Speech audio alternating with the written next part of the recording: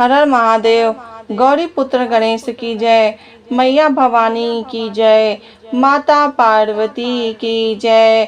भगवान शिव शंकर भोले नाथ की जय।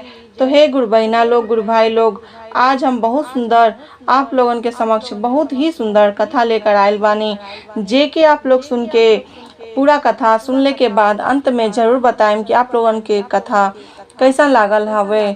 तो आई अब एक कथा के शुरू करतनी। और आप लोगन से कही विनती बाटे हमेशा के तरह कि अगर आप लोगन के कथा हमार पसंद आवे तो चैनल के सब्सक्राइब कर ले और ज़्यादा से ज़्यादा के शेयर जरूर करम। और लाइक कमेंट में, यानी कि आप लोगन के लाइक करके साथ में कमेंट में आप लोगन के जो पसंद आवे आप लोग लिखम। और भगवान शिव शंकर भोलेनाथ के प्रेम से नाम लेते हुए ओम नमः शिवाय, हर हर महादेव जरूर बोलम। तो आई आज हम अब जो कथा सुनाए वाला बानी बहुत ही सुंदर कथा बाटे, जे कि आप लोग सुन के एकदम आप लोग के मन में इतना खुशियाँ हो जाई, इतना हंसी भी आई। और साथ में जो भजन बाटे ओके सुन के आप लोग एकदम समझम कि कथा में का रहस्य बाटे। तो आई अब हम कथा के शुरू करतनी। एक जो बढ़ई रहने, एक बढ़ई यानी कि जो लकड़ी के काम करे वाला बढ़ई रहने, एक दिन ऐसे ही बैठल रहने, रोज दिन काम करें लकड़ी वाला, लेकिन एक दिन ऐसा सोचने कि आज हम ऐसा का बनाएं कि जेके लोग देखत रह जा। बेचारा यह सोच के सोचत सोचत रहने, और सोचत में ही उनके कुछ मन में ऐसा ध्यान में आयल कि चला आज हम काठ के कठपुतली बना देतनी। जब काठ के कठपुतली बनावे खातिर बैठने और ओके गढ़ के, यानी कि कठवा के गढ़ के खूब बढ़िया से वो काठ के कठपुतली बना देने। और जब कठपुतली बना देने तो सोचने अब एके कहाँ रखी कि एके सब लोग देखे, लेकिन रास्ते पर ही उनका दुकान रहल एकदम मेन रोडवे पे। तो सोचने के अलावा एकदम मेन अपने गेटवे के सामने रखी कि एके जे जाते देखे, ऐसने जगह पे रखने कि जे जा ते देखे, जे जा उनने से आवे उहो देखे। तो हमेशा मतलब एक दूसरा रास्ता में जे भी जा सब क्यों देखल करे। तो एक तरफ देखत देखत ऐसा एक समय भइल कि थोड़ा देर के बाद ही एक सोनार वही रास्ते जात रहने। जब सोनार जात रहने तो देखा तने कि एगो काठ के पुतली बना के यहाँ बढ़ई रखले बाने, लेकिन बहुत सुंदर उनका लागे, मन भाग गई काठ के पुतली पे।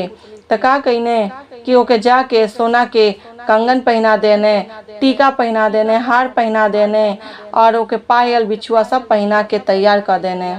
ओके बाद से चल गई ने अपने दुकान पे जहाँ पे उनका दुकान रहल। फिर थोड़ा देर के बाद से उधर से बजाज लौटत रहने, यानी कि जे कपड़ा बेचे वाला रहने उ सेठ उधर से आवत रहने, वो अपने दुकाने जात रहने। तो देखत का बाने कि काठपुतली के इनके इतना सुंदर से सब कुछ पहनावल बाटे, सब कुछ इनके सोना के पहना देवल गइल बा, लेकिन एगो चुनरी बिना इनके अधूरा लागत रहल। तो का कहीने वो कि लाल के चुनरी उनके पहना देने साड़ी, और खूब बढ़िया से पहना उना के फिर चल गई ने वो अपने दुकाने। जब दुकान चल गई ने तो ओकरे बाद से कुछ देर के बाद फिर वह काठ के पुतली वहाँ खड़ी रहली। ओकरे बाद से खड़ी खड़ी थोड़ा देर भइल, फिर थोड़ा देर भइल, ऐसे करत हुए शाम बीतल। जैसे थोड़ा सा समय और बीतत गइल, शाम हो गइल, तो ओ रास्ते से जे सिंदूर उंदूर बेचेला उ जात रहने, मतलब जो हई फेरी वाला रहेला लोग, उ लोग जात रहा लोग जो चूड़ी उड़ी बेचे न, श्रृंगार वाला जो सामान लेके जात रहने। तो सोचने की तो बहुत अधूरा लागत अली, बहुत सुंदर वाली, लेकिन अधूरा लागत अली। कौने बिना अधूरा लागत अली? सिंदूर के बिना अधूरा लागत रहली। तो का कहने उस सिंदूर पहना देने और पहना के वही रास्ते चल गई ने, वो अपन गांव में घुस गई ने बेचे खातिर।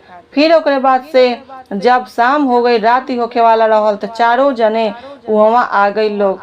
जब चारों जने आए लोग तो देखा था लोग, यानी कि जे बनौले रहल कठपुतली वो वहाँ कहतने कि एके तो हम बनौले रहनी है के पहना देवल। तो बाजार जाके कहतने हम इनके चुनरी पहनौनी है, सोनार आके कहतने हम इनके सोना के सारा श्रृंगार कहनी है। और जो सिंदूर यानी कि जो हई सामान बेचे वाला, जो मतलब जो चूड़ी और श्रृंगार बेचे वाला सामान होने उ आवतने तो कहतने कि अरे हम इनके सिंदूर पहना के ले गल बानी, तो हम इन्हीं के ले जाए। अब चारों जने एक दूसरे में लड़े लगल लोग कि नहीं हम ले जाए, हम बनौले बानी, उ कहे हम पहनौले बानी। चारों जने खूब बढ़िया से लड़त रह लोग। लेकिन इहे बात ऊपर बैठ के शिव शंकर भोलेनाथ और माता पार्वती देखत रह लोग। दोनों जने देखत रह लोग। तो माता पार्वती का कहत अली कि नीचे देखी स्वामी कितना सुंदर उ बढ़ई काट के गढ़ के और खूब बढ़िया कठपुतली बना देले बाने। तो देखी आई अब चारों जने लड़ता लोग कि सोना पहनौले बाने, ई कपड़ा पहनौले बाने बजाज, और जो सेनुरा उ बेचे ने, जो श्रृंगार वाला बेचे ने, उ सेनुर पहना देले बाने। तो देखी नीचे स्वामी कितना चारों जने में झगड़ा होता। एक बार ध्यान दी तो जब शंकर भगवान अपन आंख खोल के नीचे देखा तने धरती पे, तो चारों जने एक दूसरे एगो काठ के पुतली के लिए लड़ता लो। जब लड़त रह लोग तो थोड़ा देर के बाद का भइल कि वो काठ के पुतली में जान आ गई। कैसे आ गई कि माता पार्वती कहली कि ऐसन बाटी बाटे, अब जब चारों जने लड़ता लोग तो आप इनमें प्राण डाल दी हे महादेव जी। अगर आप इनमें प्राण डाल दे तो ओकरे बाद से अब उहे बताइए, यानी कि कठपुतली ही बताइए कि हम केकरे साथे जाई, हमके के ले जाई। तो ओकरे बाद से का कहने शंकर भगवान कि उनके काठ के पुतली में जान डाल देने। और जान डालने के बाद से जब वो काठ के पुतली एक मनुष्य के रूप में हो गईली तो कहत का बाड़ी कि अब हमके के ले जाई, अब हम बताएं। अब चारों जने अचंभव खा गए लोग कि कठपुतली में अब जान कहाँ से आ गई। लेकिन फिर भी सोचा था लोग कि चला जान आ गल तब ये बताइए केकरे साथे जाइए। तो बात सुन के चारों जने बहुत खुश भइल लोग। और खुश भइला के बाद से सोचा था लोग कि चला चारों जने में से एक जने के ती बतैबे करिए। तो जे गढ़ के बनौले रहल, यानी कि जौन बढ़ई बनौले रहने, तो उहो सोचा तने कि हम बनौले बानी तो हम ही ले जाई। सोनार सोचा तने हम सोना पहनौले बानी, सबसे बड़ा धन पहनौले बानी, ती हमरे साथे जाई हैं। और जो कपड़ा पहनौले रहने, यानी कि जो लाल चुनरी ओढ़ौले रहने, तो सोचा तने कि अब हम इनके साथे जाए। अरे ई हमरे साथे जाइए लेके कि इनके ई हमरे साथे ऐसे जाइए कि हम इनके बहुत बढ़िया कपड़ा पहनौले बानी। और जो सिंदूर लगौले रहने वो सोचे कि हमरे साथे जाइए। लेकिन अब ये बात के फैसला कहाँ भइल कि जहाँ पे कठपुतली कहत अली कि अब हम बतावत तनी, आप लोग ध्यान से सुनी। तो कौने भाव में कौने ढंग से कहत अली और कौने भजन में कहत अली कि किस तरह से, कि आप लोग जरूर ध्यान से सुनी। कहत का बारी कठवा के गढ़ी जे बनव ले पुतरिया हो, जे बनव ले पुतरिया हो, उहे लगिए पिताजी हमारन हो राम। कठवा के गढ़ी जे बनव ले पुतरिया हो, बनव ले पुतरिया हो, उहे लगिए पिताजी हमारन हो राम। जे कठवा के गढ़ के बनौले बा पिताजी भईने, काहे कि काठे से गढ़ के हमके बनौले बाने, पिताजी ही अपने बाल बच्चन के बनावे ने। तो यही से जे बढ़ई रहने वो बाप बन गई ने। तो फिर से का कहत तली कि कठवा से गढ़ी बनवा ले पुतरिया हो, कठवा से गढ़ी बनवा ले पुतरिया हो, उहे लगिए पिताजी हमारन हो राम, उहे लगिए पिताजी हमारन हो राम। मतलब जे काठ से गढ़ के बनौले बा पिताजी हमार लगिए।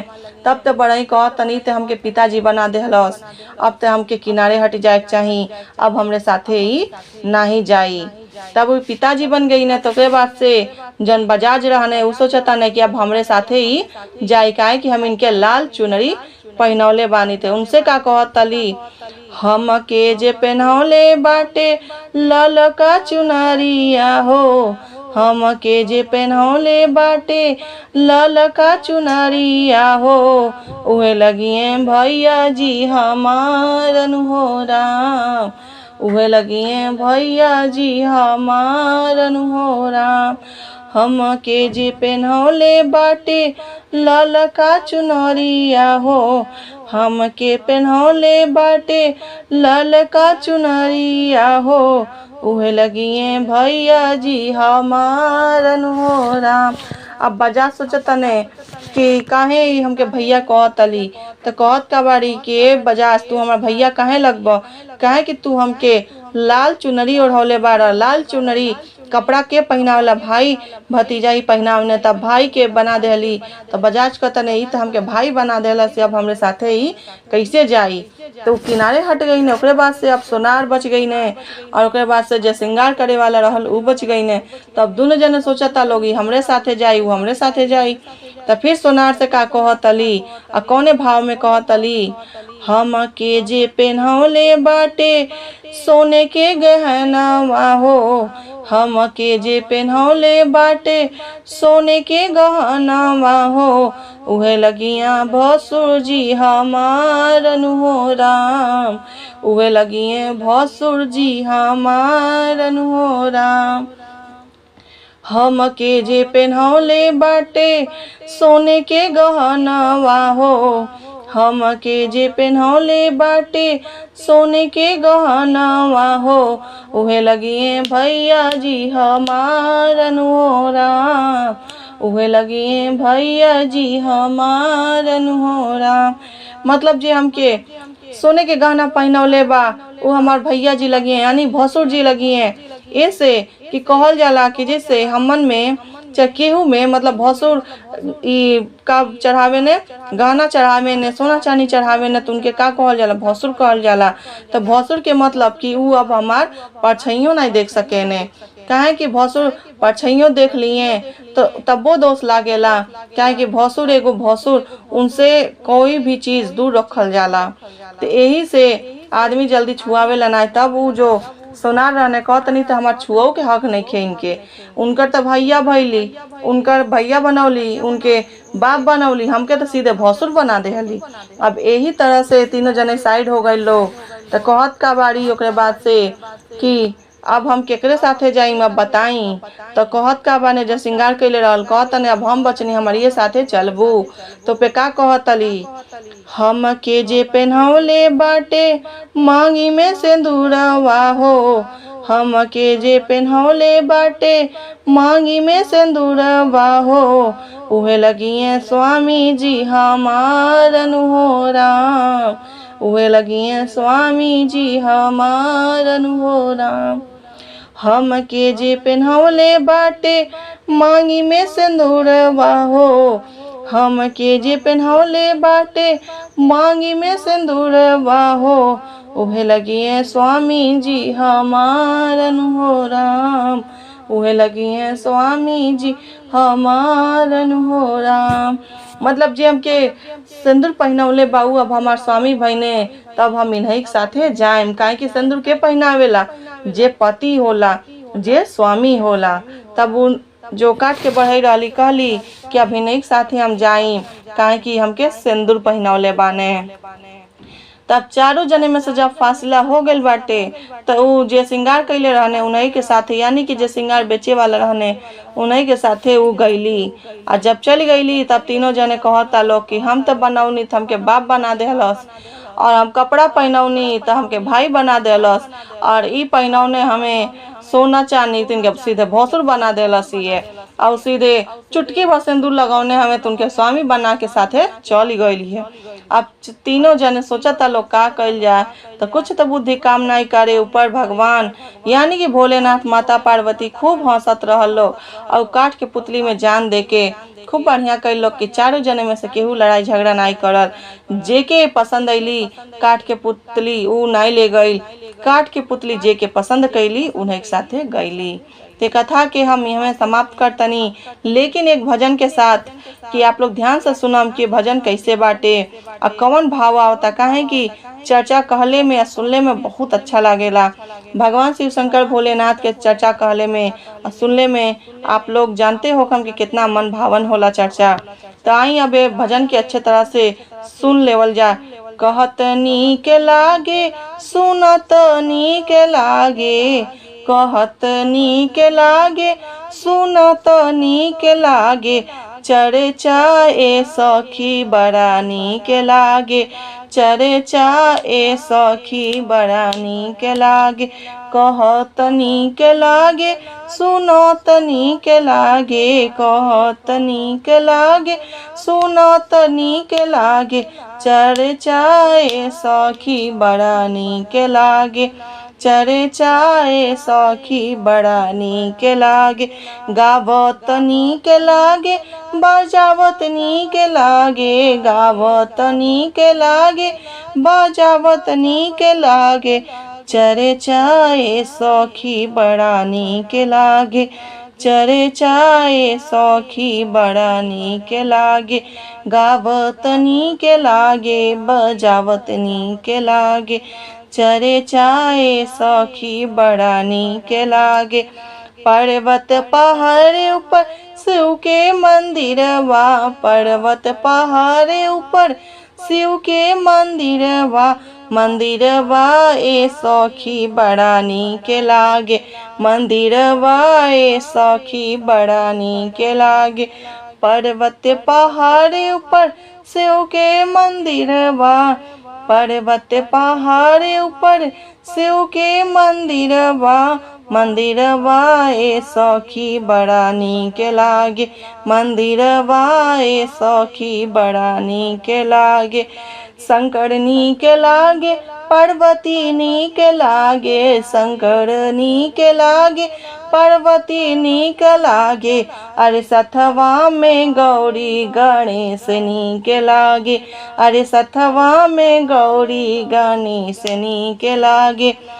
पार्वती नीक लागे शंकर नीक लागे। अरे शिव जी नीक लागे पार्वती नीक लागे। अरे शिव जी नीक लागे गौरा जी नीक लागे। अरे संगमा में सखी गौरी गणेश नीक लागे। अरे संगमा में सखी गौरी गणेश नीक लागे। धन्यवाद।